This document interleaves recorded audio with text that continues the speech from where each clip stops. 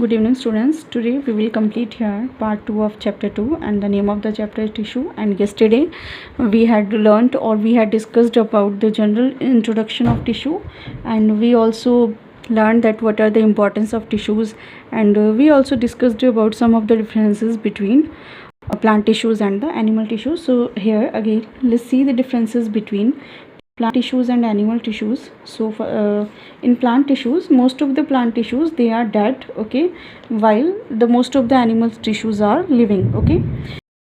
The plant tissues they are generally supportive in function and they need less maintenance and energy also, while the animal tissues are transportive and need more energy and maintenance, okay. Third one is there is differentiation between meristematic and permanent tissues, while no differentiation is there in animal tissues, okay. And students, plant tissues these are the simple type of tissues, while the animal tissues are the complex type of tissues as they show the localized organs and organ system, okay. And as you know that most of the plants, okay, they are non-motile, means they are fixed into the soil, okay. So student, but some lower plants are there like Chlamydomonas and Volvox, okay, they are motile. And as you know that most of the animals are motiles, so but sponges are there, okay, which are non-motile in nature. So today we will discuss about the plant tissues. So before discussing about the, let's see the flow chart of plant tissues, or you can say that this is the classification of the plant tissues. So mainly the plant tissues they are of two types, meristematic tissue and permanent tissue. Meristematic tissue are further divided into apical meristem, intercalary meristem and lateral meristem, while the permanent tissue is divided into simple permanent tissue and complex permanent tissue. Simple permanent tissue, okay, these are further divided into collenchyma, parenchyma and sclerenchyma, while the complex tissues they are xylem and phloem, okay. And these tissues they are also having the types, okay, that we will discuss later on. So this is the simple flow chart of the plant tissues. So firstly we will discuss about the meristematic tissue. So what are the meristematic tissue? So meristematic tissues are the tissues in which the cells have division power, okay. The tissues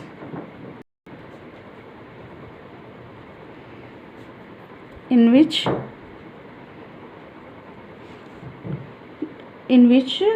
okay, they have the division power, okay. The cells have the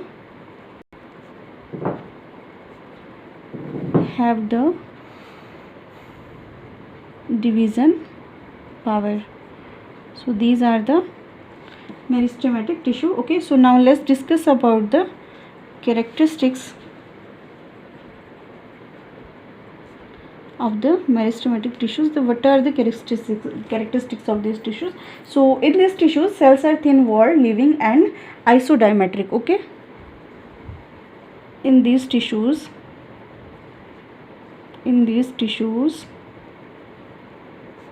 the cells are, okay, the cells are thin walled, living and isodiametric. Cells are thin walled, living and isodiametric.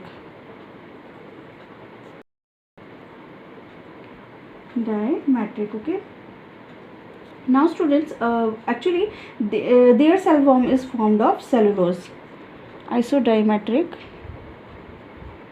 okay, and their cell wall is formed of cellulose, okay. What is the second characteristic? So that is these are means these they can be oval, rounded or polygonal shaped, okay. These tissues can be, okay, oval, rounded or polygonal shaped.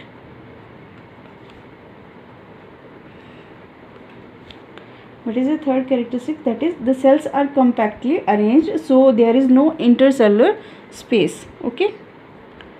There is no intercellular space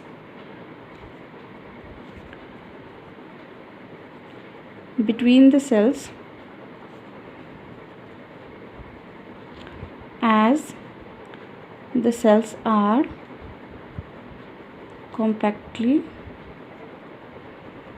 packed. So let's discuss about the fourth characteristics. What is the fourth characteristic? The cells contain dense cytoplasm. Okay, the cells of these tissues means the meristematic tissues. Okay, these cells contain dense cytoplasm. Okay, students. Okay, if they will be containing the dense cytoplasm, then there will be a few small sized vacuoles. Okay, and the fifth one characteristic, that is these cells, they are capable for division throughout the life. Okay, means they help in growth. The cells are capable of division throughout the life.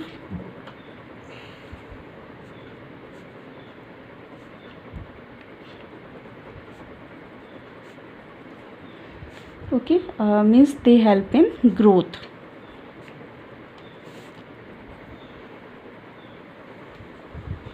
Sixth one, actually these cells are localized in certain regions. Okay, these are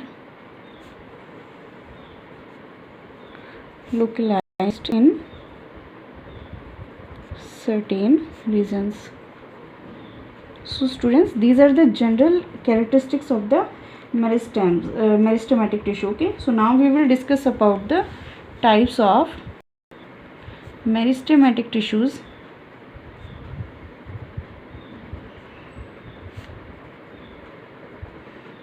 So here you can see the types of meristematic tissues. They are the apical meristem, intercalary meristem and lateral meristem. So let's discuss about the types of meristematic tissues. Okay, so three types of meristematic tissues are there. Number one is apical meristem.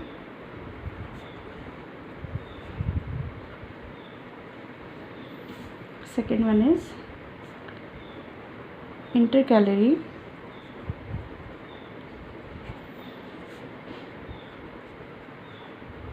Meristem, and the third one is lateral meristem. So firstly, let's discuss about the apical meristem. Okay, so apical meristem, this is the apical meristem. It lies at the apices of root, stem and stem branches. Okay, apical meristem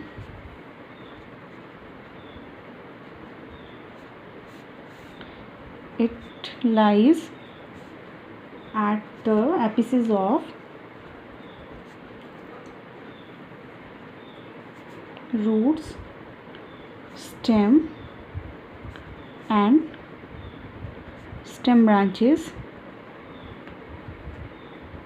Okay, and students, these kinds of tissues, they help in the primary growth. Okay, it helps in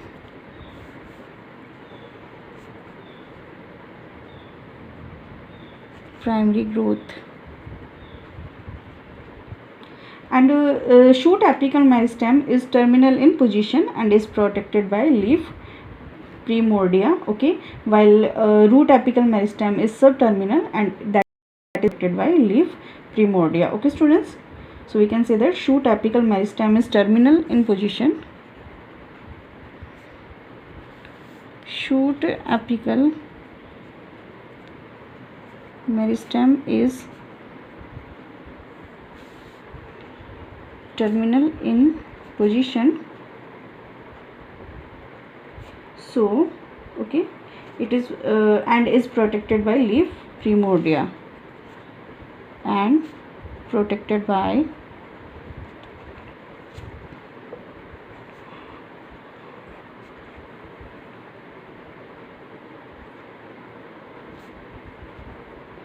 okay, while the root apical meristem, okay, that is subterminal and that is not protected by leaf primordia.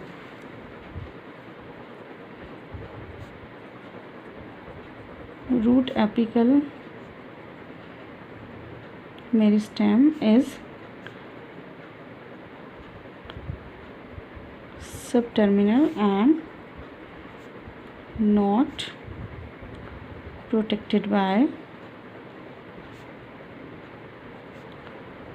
leaf primordia. Okay, so now we will discuss about the next type of meristematic tissue, that is intercalary meristem. Okay, number 1 is apical meristem, number 2 is intercalary meristem.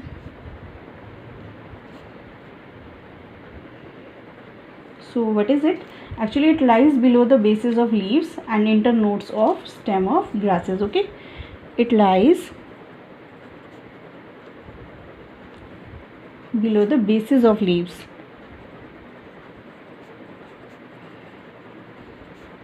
and internodes of stem of grasses.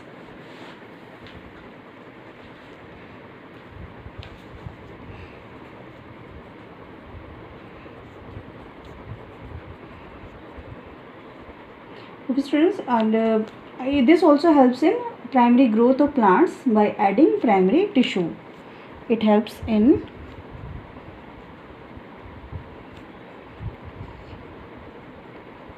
primary growth of plants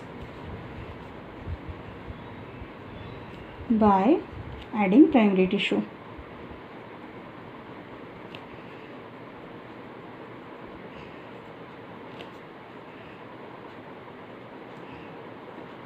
And now the third one type of meristematic tissue, that is the lateral meristem. Okay, so lateral meristem, it lies at the lateral sides of stems and root. Okay,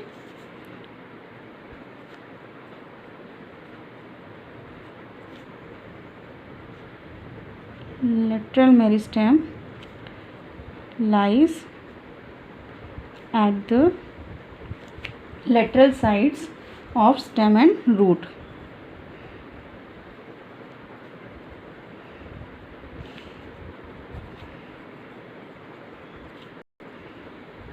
And it helps in increasing their girth. Okay, so helps in secondary growth also, and it helps in increasing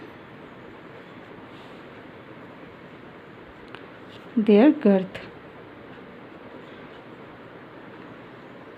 Whose girth? Stem and roots girth. Okay, so it helps in secondary growth, their girth, so it helps in secondary growth.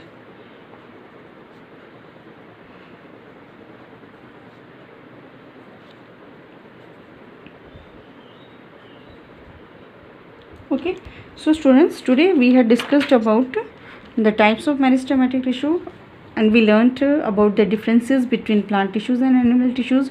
We also saw the flow chart of the plant tissues, and these are the main types and the characteristics of meristematic tissue. So I hope that you have understood up to this part. So tomorrow we will continue with the same topic. Thank you so much.